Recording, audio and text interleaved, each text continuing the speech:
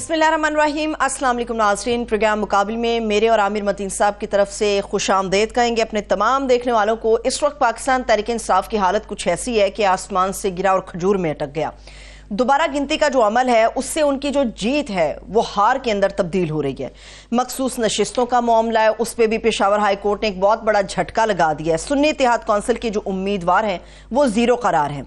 مسئلہ یہ ہے کہ دوبارہ گنتی سے پھر سے جو جانبدار رویے ہیں وہ سامنے نظر آ رہے ہیں۔ اب پی ٹی آئی کے پاس آپشنز کیا ہیں؟ کیا آپشنز ہیں سوائے احتجاج کے؟ اس کے اوپر عامر صاحب کا تجزیہ ہم شامل کریں گے۔ دوسری طرف پاکستان کے اندر بار بار ہمیں سننے میں بھی آتا ہے اور نئی گورنمنٹ کے آتے ہی سادگی کی مہم کے بارے میں بھی بڑی زور و شور سے بیان کیا گیا، کمیٹی بھی بنائی گئی۔ ایک طرف تو سادگی کی مہم ہے، دوسری طرف پنجاب حکومت کے اپنے اللے تللے جا رہی ہیں۔ گاڑی کی پوشش ہو یا پھر اس کے تمام معاملات ہوں یا پھر ٹائر کی تبدیلی ہو، ان تمام چیزوں کی خواہش ہے جو مریم بی بی کے دل میں اٹھی ہے۔ یہ قومی خزانے کو کتنا مہنگا پڑے گا، کتنا بوجھ پڑے گا، اس کے اوپر ہم عامر صاحب سے بات کریں گے۔ عامر صاحب، یہ للے تللے تو ہوتے رہیں گے، مسئلہ یہ ہے کہ جھٹکا بہت بڑا ہے پشاور ہائی کورٹ سے جو ملا ہے، ایکسپیکٹڈ نہیں تھا پاکستان تحریک انصاف کو۔ میں اس پہ پشاور ہائی کورٹ کا جو جھٹکا ہے نا، یہ چونکہ اتنے زیادہ جھٹکے پڑ گئے ہیں اور روز یہ جھٹکے پڑ رہے ہیں کہ اس سٹوری کے اندر نا اب جان ہی نہیں رہ گئی، اس کے اندر کوئی نیوز ویلیو نہیں رہ گئی۔ یہ پچھلے سلسلہ جو ہے پچھلے سال ڈیڑھ سے چل رہا ہے اور تواتر کے ساتھ عدالتوں سے اور الیکشن کمیشن سے اس طرح کے ہی فیصلے آ رہے ہیں، اور اس پہ فی الحال بات بالکل پھر بھی بنتی ہے کہ جھٹکا تو ہے کہ اس کے کیا اثرات ہوں گے اور یہ کیا فیصلہ آیا ہے، تو بات کرتی ہے۔ مگر میں تھوڑا سا نا پہلے وہ ہماری جو کئی سٹوریاں ہیں جو بڑی اہم ہوتی ہیں، بعد یہ ایک طرف آپ نے جو ہے ٹویٹر بند کیا ہوا ہے جسے اب ایکس کہا جاتا ہے، اور ایف بی بند ہے، تمام سوشل میڈیا کے اوپر قدغنے لگا رہے ہیں، اور ساتھ میں آپ کہہ رہے ہیں کہ آئی ٹی کے فروغ کے لیے جو ہے آپ 100 ارب روپے کا ایک شہر بنا رہے ہیں۔ تو یہ کوئی تھوڑی سی آپس میں بیلنس کرنا چاہیے۔ یہ صرف جو ایک پولیٹیکل ریزنز کی وجہ سے آپ جو سوشل میڈیا ضرور بند کیا گیا ہے، مگر اس سے جو بزنس کا نقصان ہو رہا ہے، ای کامرس آپ کی افیکٹ ہو رہی ہے، باقی چیزیں آن لائن بزنس اور کامرس ٹریڈ جو ہے وہ افیکٹ ہو رہی ہے، تو وہ میرا خیال ہے وہ ملین سے کراس کر کے بلینز تک چلا جائے گا ڈالرز میں، اس کا نقصان جو ہے اس کی طرف نہیں۔ تو ایک پالیسی بنا لیں، پھر اس پہ رک جائیں۔ ویسے آپ ایکس کی بندش کی بات کر رہے ہیں عامر صاحب، عطا طارق صاحب نے کہا ہم نے کوئی ایسی بندش نہیں کی۔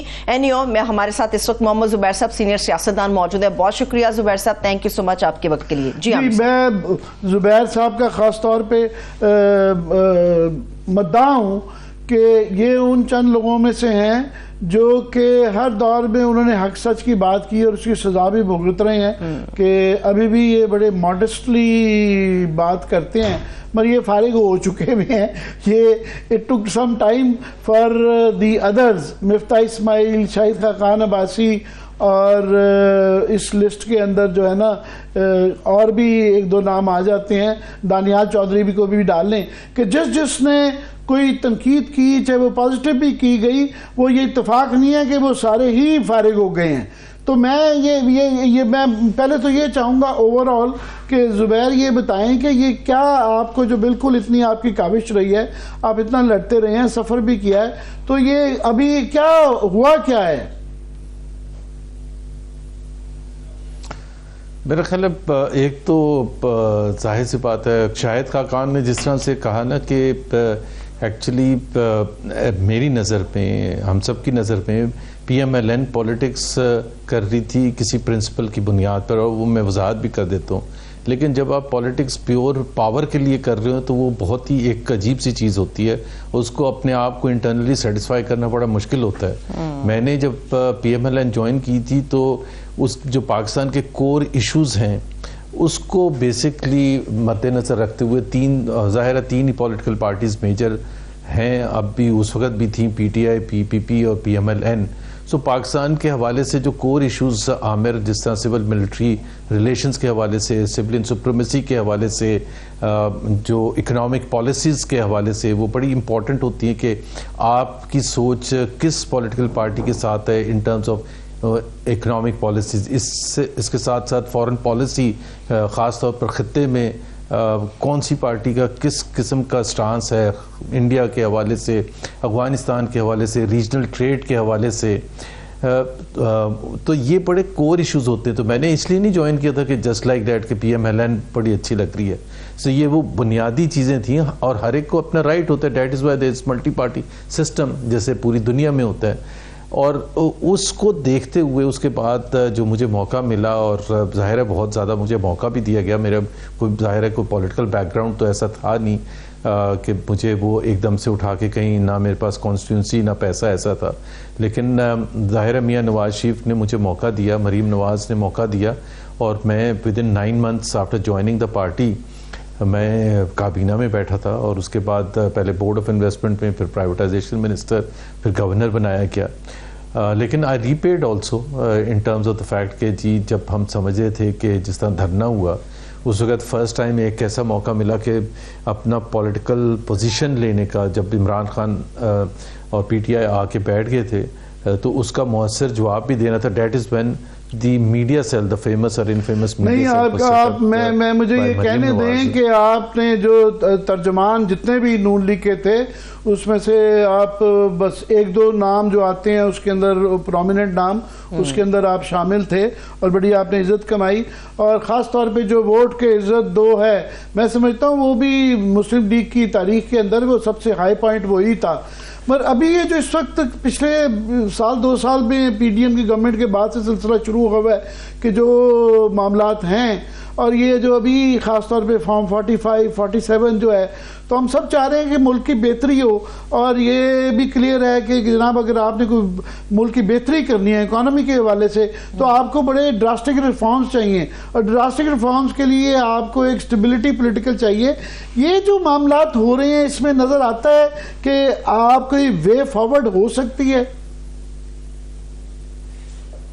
دیکھیں, آپ نے بالکل صحیح کہا کہ پاکستان اس وقت شدید معیشت کے بحران میں ہے, اور پاکستان کو وہ ریفارمز کرنے جو میرے خیال ہے آج تک پاکستان میں کسی بھی حکومت نے اتنے مشکل فیصلے نہیں کیے تھے جو اب کرنے کی ضرورت ہے. بیکاز اس وقت تو عامر یہ ہے کہ ریفارمز اور پیرش, مطلب آپ کے پاس چوائس ہی کوئی نہیں ہے. دونوں ایکسٹریم پوزیشن ہے کہ اگر آپ نے ریفارمز نہیں کی, لیکن ریفارمز کرنے کے لیے کریڈیبلٹی ہونی چاہیے, اور حکومت کے پاس مینڈیٹ ہونا چاہیے. ایک تو 2 سال عامر مجھے کہنے دیں کہ 2 سال ہم نے ضائع کر دیا, ہم نے سے میرا مطلب ہے پی ایم ایل این نے. اگر 2 سال پہلے یہ جب ووٹ آف نو کانفیڈنس کر کے 16 مہینے کی حکومت نائدر ہیئر نور دیر, پھر 6-7 مہینے کی کیئر ٹیکر سیٹ اپ, سو بھی پاکستان کے 2 سال ضائع ہوئے ہیں. کیونکہ یہی 2 سال 5 سال کے ٹینیور کا پہلے 2 سال ہوتے تو بڑا مختلف ہوتا, مشکل فیصلے ہو چکے ہوتے, ابھی ہم وہ آسانی کی طرف جا رہے ہوتے. لیکن اب ہم ایک نیا سفر کا آغاز کرنے جا رہے ہیں with a government which does not, میری نظر میں ہیز دا مینڈیٹ. اور اگر مینڈیٹ نہیں ہوگا, یہ فنڈامنٹل بنیاد ہوتی ہے ایک جمہوریت کی, ورنہ تو آپ ایک 1 پارٹی سسٹم لگا دیں یا ملٹری حکومت آ جائے. لیکن اگر آپ نام کی جمہوریت کی بات کر رہے ہیں اور پارلیمنٹ نے وہ فیصلے کر رہے ہیں, ادھر مینڈیٹ نہیں ہے, ایک سوالیہ نشان ہے جو فارم 45 فارم 47 کے حوالے سے آپ نے ذکر کیا. اور اتنے لارج سکیل پر irregularities ہوئی ہیں, تو ظاہر سی بات ہے وہ جب تک اس کا مداوع نہیں ہوگا, جب تک یہ طے نہیں ہوگا کہ اصل ونرز کون سے تھے, تو اس طرح سے حکومتیں تو نہیں چل سکتی. اور پھر اس میں اس کریڈیبلٹی گیپ میں رہ کے آپ کس طرح سے وہ سخت فیصلے کریں گے. پہلے ہی آپ کی پولیٹیکل پوزیشن اتنی ویک ہے, اور سخت فیصلوں کا مطلب یہ ہوتا ہے کہ پولیٹیکل کیپٹل لوز کرنا. آپ ٹیکسز اور لگائیں گے, آپ قیمتیں بڑھائیں گے مختلف اشیاء کی, آپ آئی ایم ایف کے پروگرام میں جائیں گے, ان کی سخت ترین شرائط ہوں گی. تو وہ جب آپ پورا کرنے کے لیے آپ کے پیچھے عوام کی سپورٹ تو ہونی چاہیے, لیکن اگر آپ کے پاس عوام کی سپورٹ ہی نہیں ہے تو پھر آپ کیسے وہ مشکل فیصلے کریں گے.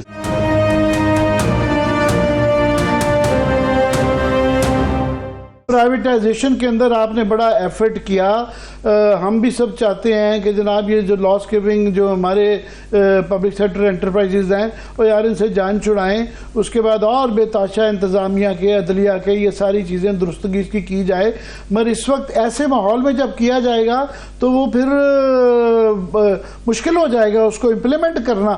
اچھے دور میں جب اس کے مقابلے میں بہتر سٹیبلٹی کی اس وقت نہیں ہو سکا, تو ایسے ماحول میں ان کو نہیں نظر آ رہا کہ یہ تلے میں ہیں کہ بجائے اس کے ابھی بھی کچھ سگنلز نہیں آ رہے. ہمارا خیال تھا کہ اس مینڈیٹ کے آنے کے بعد شاید کوئی تفہیم کی طرف جائیں, شاید کوئی ریکنسیلیٹری ایٹیٹیوڈ ہو. یہ تو آگے سے مور اوور چل رہا ہے, وہ بالکل ہی کہ تن کے رکھو والی سلسلے. تو ان کو نہیں سمجھ آ رہی, آپ کو, مجھے ہر ایک کو نظر آ رہا ہے. عامر, ایک تو میں دیکھیں اپنے حوالے سے میں بالکل کلیئر ہوں, اور وہ آپ نے بہت سی چیزوں کے علاوہ ایک جو چیز جس میں ڈفرنس آف اوپینین شدید رہا ہے پی ایم ایل این کے ساتھ, کہ جب یہ آپ کو پتہ ہے کریک ڈاؤن شروع ہوا ہے پی ٹی آئی کے خلاف, اس کریک ڈاؤن کی کچھ تو وجوہات تھیں, لیکن میں ہمیشہ کہتا ہوں کہ جی رول آف لا ہونا چاہیے. اگر کوئی کیسز ہیں تو وہ کیسز سامنے لے کے آئیں. یہ تو نہیں ہو سکتا, کوئی بھی نہیں ایکسیپٹ کر سکتا کہ جی خاص طور پر خواتین کے حوالے سے یا دوسرے مرد بھی ہیں جس طرح پرویز الہی وغیرہ 10 دفعہ بیل ہو جائے, وہ جیل سے باہر ہیں, آپ دوبارہ اندر بند کریں. صنم جاوید ہیں اور عالیہ حمزہ ہیں, اور میں نام شاید اور بھی بھول رہا ہوں گا, مسز یاسمین راشد ہیں. یہ سارے وہ کیسز ہیں جو کہ بنیاد ہوتی ہے, ایک رول آف لا ہی نہیں ہوگا اگر آپ ایک پولیٹیکل پارٹی کو جو کہ ابھی الیکشن میں باوجود تمام مشکل حالات کے وہ سب سے بڑی پولیٹیکل جماعت ابھر کے آئی ہے, اس کو اگر آپ ایک سائڈ پر رکھ کے کسی سمندر میں پھینک کے آپ سمجھ رہے ہیں کہ آپ ملک کو آگے لے کے جائیں گے, تو ایسا ہو ہی نہیں سکتا. اور میں اس بنیاد پر یہ کہتا ہوں کہ مجھے جب یہ لوگ کہتے ہیں کہ جی آپ نے بھی سنا ہوگا ہر روز بحث ہو رہی ہوتی ہے, پی ایم ایل این کے موقف یہ ہوتا ہے 2018 میں کیا ہوا تھا بھائی, 2018 میں جب اگر غلط ہوا تھا تو اس کو غلط کہا تھا نا. 2024 میں اگر غلط ہوا تو اس کو غلط ہی کہنا چاہیے.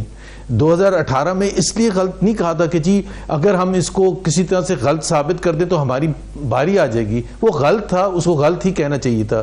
اگر انہوں نے رانا ثناء اللہ کو یا شاہد خاقان عباسی کو یا دوسرے لوگوں کو اندر بند کیا تھا اور غلط کیسز بنائے تھے سعد رفیق یا دوسرے لوگوں پر, تو اس وقت اگر محمد زبیر نے سب سے آگے بڑھ کے اس کو غلط کہا تھا, تو آج اگر کسی پی ٹی آئی والے کے ساتھ ہو رہے تو اس کو بھی تو غلطی کہنا چاہیے نا. یہ تو نہیں ہو سکتا کہ جسٹ بیکاز ہمارے باری آ گئی ہے, ہماری حکومت آ گئی ہے, تو اب ہمارے ہر اس چیز کو ہم جائز قرار دیں جو کل تک ہم اس کو ناجائز قرار دے رہے تھے.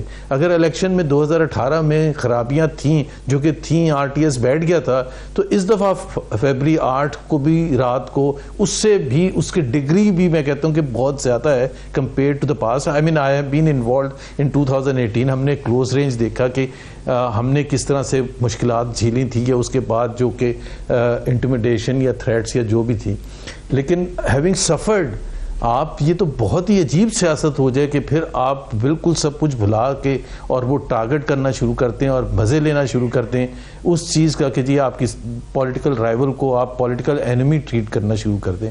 تو I think Pakistan has to come out of this. میں یہ کہتا ہوں کہ Pakistan needs a healing process, اور اس کا ابتدا یا تو پارلیمنٹری کمیٹی بنا لیں یا جوڈیشل کمیٹی بنا لیں, وہ جو May 9 کے حوالے سے, اور ایک اور کمیٹی بنا لیں جو کہ February 8 کے الیکشنز کی انویسٹیگیشن اس طرح سے کر سکے, جو کوئی اتنا مشکل کام نہیں ہے. میں تو اس کو کہتا ہوں اٹس اے میتھمیٹیکل پرابلم کہ فارم 45 کا ٹوٹل آپ نے صحیح کرنا ہے, صحیح والے فارم 45 کا, اور اس کے حساب سے میچ کرنا ہے فارم 47.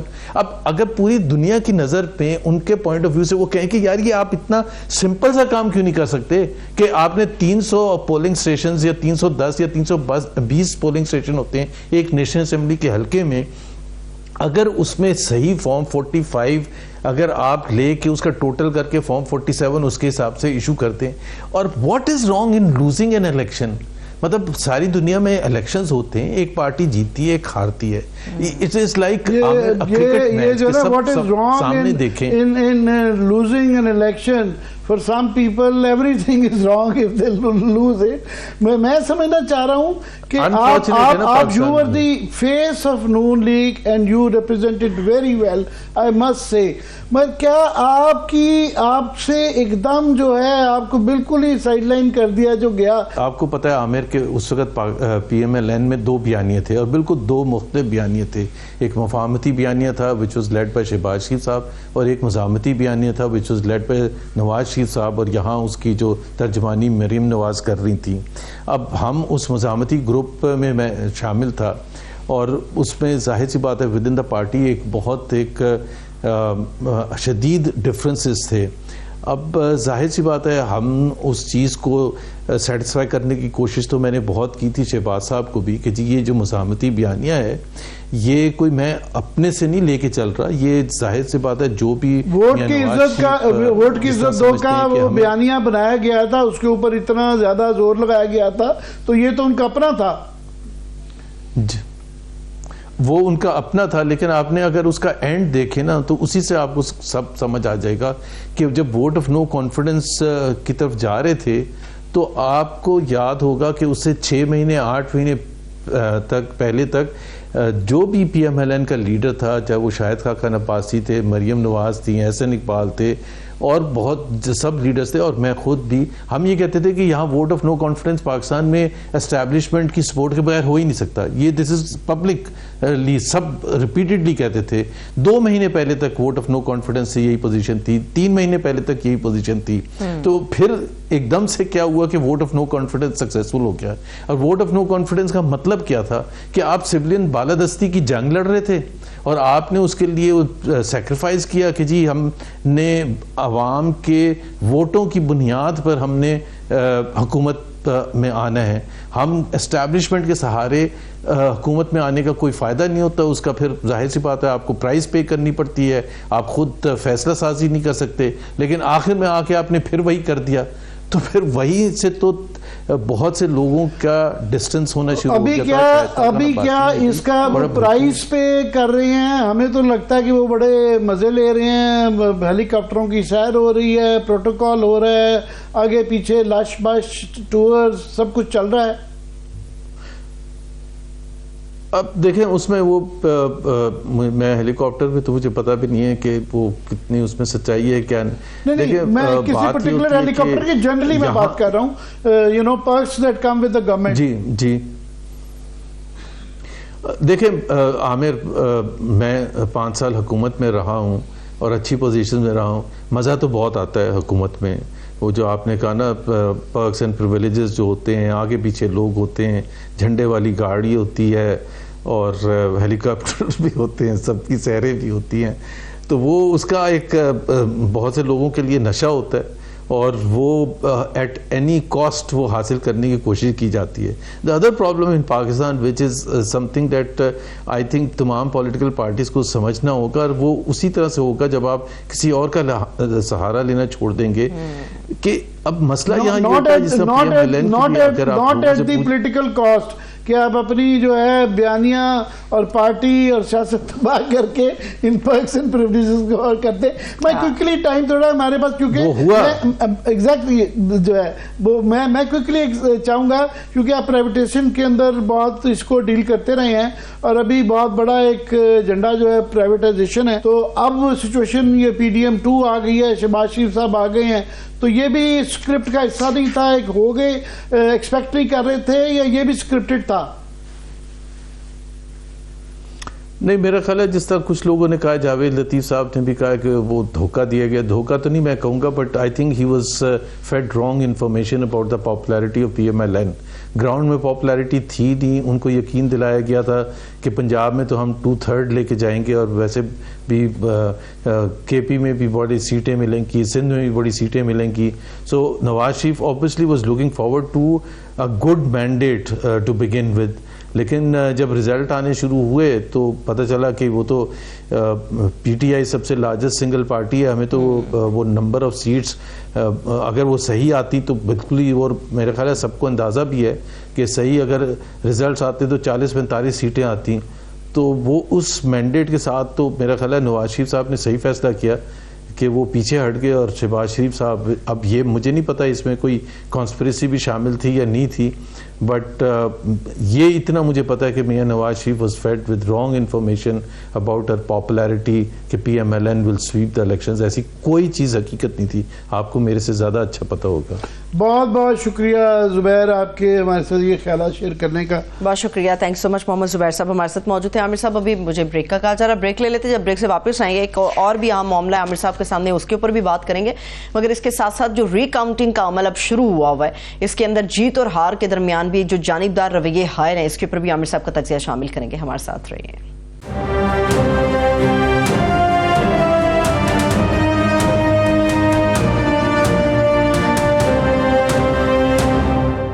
بریک کے بعد ایک بار پھر سے تمام دیکھنے والوں کو ہم خوش آمدید کہیں گے. عامر صاحب, جس طرح میں نے اپنے ابتدائیے میں کہا تھا کہ پی ٹی آئی کے لیے کچھ زیادہ اچھا ماحول نہیں, کیونکہ آسمان سے گر کے کھجور میں اٹکنے والا حال ہو گیا ہے.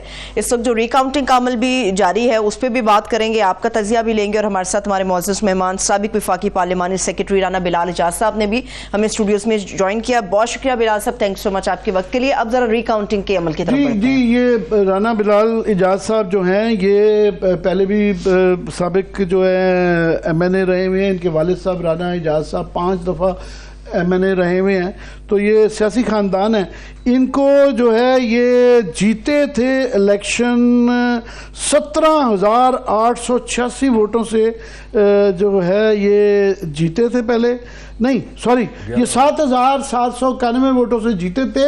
اب 3,000 ووٹوں سے ان کو ہرا دیا گیا ہے ری کاؤنٹنگ کر کے, اور اس کی کیا تفصیلات میں ان سے ابھی لوں گا. مگر یہ ایک تسلسل ہے جس کے متعلق کہا جا رہا تھا کہ ہم نے بھی اپنے پروگرام میں یہ کہا تھا کہ جناب لگ رہا ہے کہ یہ 10 کے قریب سیٹیں ہیں جس کے اندر جو ہے نا جو ان کو دی گئی ہیں. پہلے تو یہ وہ شور مچا رہے ہیں کہ جی ہماری 60-70 سیٹیں کہا گئے, تو جو دی گئی ہیں اس میں سے بھی 10 کے اوپر ری کاؤنٹنگ کروائی جائے گی. پروڈیوسر صاحب اگر دکھا سکے کہ ہم نے یہ پہلے پریڈکٹ کیا تھا. یہ گورنمنٹ جو ہے مائنورٹی گورنمنٹ ہے, پیپلز پارٹی کے مرہون منت ہے. 10 سے 12 سیٹوں کا فرق پڑ رہا ہے کہ جو کہ کم ہیں, اگر وہ پوری ہوں تو پھر پیپلز پارٹی کی بلیک میلنگ نہیں رہتی, اور یہ گورنمنٹ جو کسی وقت بھی چاہیں وہ کھینچ سکتے ہیں. اس کو مضبوط کرنے کا, بیساکھیاں دینے کا ایک ہی طریقہ ہے, 2 طریقے ہیں.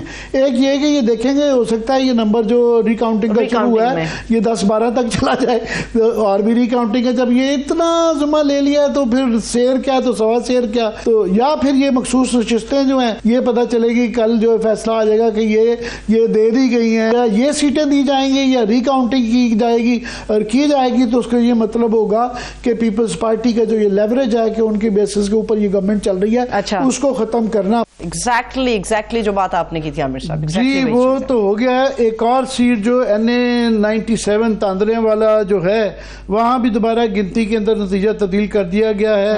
یہاں سعد اللہ بلوچ جو تھے وہ 2,303 ووٹ لے کر کی لیڈ سے کامیاب ہوئے تھے, اور پی ٹی آئی حمایت یافتہ جو یہ سعد اللہ بلوچ نے 72,000 ووٹ لیے تھے, جبکہ گوہر بلوچ نے 70,000 لیے تھے. اب یہ نتیجہ بھی تبدیل کر دیا گیا ہے. اور ایک اور جو اس طرح کا پہلے عبد الرحمان کانجو کی جو ان کو بھی ری کاؤنٹنگ کے اندر جتوا دیا گیا تھا, اب بتایا جا رہا ہے کہ عدالت نے ان کے اس فیصلے کو کالعدم قرار دے دیا گیا ہے. تو اب یہ نہیں پتا کہ یہ جو باقی فیصلے بھی یہ ری کاؤنٹنگ کے اندر جو جتائے جا رہے ہیں بڑے مشکوک حالات میں, ان کا عدالتوں کے اندر کیا بنے گا. پر میں چاہوں گا کہ بلال اعجاز صاحب کی, کیونکہ آج کی تازہ خبر ہے, تو بلال اعجاز صاحب یہ بتائیے گا کہ آپ پہلے جیتے اور مارجن کے ساتھ جیتے, اور اب مارجن 7,000 سے جیتے 3,000 سے ہار گئے, یہ کیا ہوا؟ بسم اللہ الرحمن الرحیم. ایاک نعبد و ایاک نستعین. سب سے پہلے میں آپ کا شکریہ ادا کرتا ہوں کہ آج آپ نے مجھے اپنے اسٹوڈیو مدعو کیا, اور آج کی سب سے بڑی پاکستان کی سیاسی ڈکیتی کا حوال میں آپ کو اپنی زبانی سنانا چاہوں گا. سب سے پہلے تو میں اپنے حلقے کی عوام کا تہ دل سے شکریہ ادا کرتا ہوں کہ جن لوگوں نے مجھے 8 فروری کو 1,17,000 ووٹ دے کر عمران خان کے ویژن کو کامیاب کرایا. اس کے بعد الیکشن کمیشن میں ایک بونڈی سی اپلیکیشن سبمٹ کرا دی گئی ہاتھ سے لکھی ہوئی, جس کا ٹائٹل یہ تھا کہ بلال اعجاز نے حلقے میں دھاندلی کر کے پاکستان نون لیگ کے امیدوار کو ہرایا. میں آپ کے پروگرام کے توسط سے بتانا چاہتا ہوں عوام کو کہ میں 1 سال 2 ماہ سے اپنے حلقے میں نہیں گیا. میرے پہ 42 FIRs ہیں, اور جو شخص 1 سال 2 ماہ سے حلقے میں نہیں گیا اور الیکشن کمپین میں ووٹ مانگنے نہیں گیا, میرا نہیں خیال کہ وہ شخص ٹیلی فون پہ بیٹھ کے دھاندلی کر سکتا ہے. الیکشن کمیشن میں جب اپلیکیشن سبمٹ کی گئی ری کاؤنٹنگ کے لیے, فوری طور پہ ایک ہی پیشی میں الیکشن کمیشن نے ری کاؤنٹنگ کا آرڈر دے دیا آج سے 3 دن پہلے, اور وہ بھی گپت طریقے سے آرڈر ہوا. میرے اپنے ذرائع کے طریقے سے میں نے وہاں سے آرڈر نکلوایا اور میں نے فوری طور پہ ہائی کورٹ سے رجوع کیا, بجائے اس کے کہ مجھے اطلاع کی جاتی ایز اے ریٹرن کینڈیڈیٹ, جو کہ RO پابند ہے الیکشن کمیشن کے رولز کے مطابق تمام کینڈیڈیٹس کو بلانے کا ری کاؤنٹنگ کے دوران. میں کیونکہ اسلام آباد میں آج سینٹ کا الیکشن تھا, میں کل رات اسلام آباد پہنچا ہوں, اور اسلام آباد رستے مجھے سوشل میڈیا کے تھرو پتہ چل رہا ہے اپنے مخالفین کے کہ وہ لوگوں کو اطلاع کر رہے ہیں کہ کل ری کاؤنٹنگ ہے, اور تمام جو حضرات ہیں وہاں, جو قائد اعظم پبلک سکول ہے گجرانوالہ کا, وہاں پہنچے. ٹھیک ہے جی, مجھے کسی طرح کا RO نے نہ کوئی نوٹس جاری کیا, نہ مجھے کوئی ٹیلی فونک اطلاع کی, جو کہ وہ پابند ہے ایز اے ریٹرن کینڈیڈیٹ. صبح جب جو الیکشن کمیشن کی اپلیکیشن کے مطابق 70 پولنگ سٹیشن جن کے صبح بیگز کھلنے تھے, ان 70 پولنگ سٹیشن میں جناب والا میری جو لیڈ ہے, پاکستان تحریک انصاف کی لیڈ ہے, 20,000 ووٹوں کی لیڈ ہے, جو بڑا امپورٹنٹ پوائنٹ ہے. نقل کے لیے عقل کی بھی ضرورت ہوتی ہے.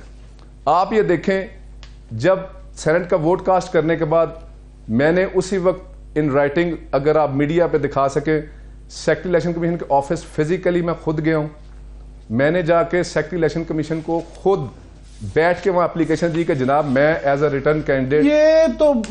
یہ دکھی داستان ہم بے تحاشا لوگوں سے سن چکے ہیں, مگر اب آپ کے لیے کورس کیا وہی ٹرک کی لمبی بتی ہے کہ آپ ٹریبیونل کے اندر جائیں گے, اور ٹریبیونل جس طرح بتایا گیا ہے کہ پورے پنجاب کے اندر کہ وہاں سینکڑوں اپلیکیشنز ہیں اور 2 ٹریبیونل بنائے گئے ہیں, اور وہ بھی شام کو 3 سے 5 بجے, سارا دن دوسرے کام کریں گے اور تھوڑا سا وقت نکال کے ان کے لیے نکالا جائے گا. نہیں جی, انشاءاللہ مجھے پوری امید ہے, جس طرح اس سے پہلے 2 سیٹیں پاکستان تحریک انصاف کو ری کاؤنٹ کے چکر میں ہرائی گئی, انشاءاللہ مجھے پوری اپنی پاکستان کی عدلیہ سے امید ہے کہ انشاءاللہ مجھے بھی اسٹے آرڈر ملیں گے اور یہ فیصلہ ٹرن ڈاؤن ہوگا. اس میں کیا گیا سر, جو 70 پولنگ سٹیشن میں میری 20,000 کی لیڈ تھی, جب ووٹ جو کہ بغیر کسی الیکشن ایجنٹ کے, بغیر کسی کینڈیڈیٹ کے, پتہ نہیں کن حضرات نے وہاں پہ کاؤنٹنگ شروع کی, اس میں میرا 11,000 ووٹ ریجیکٹ کر دیا گیا اور میرا ووٹ ہو گیا 1,06,860.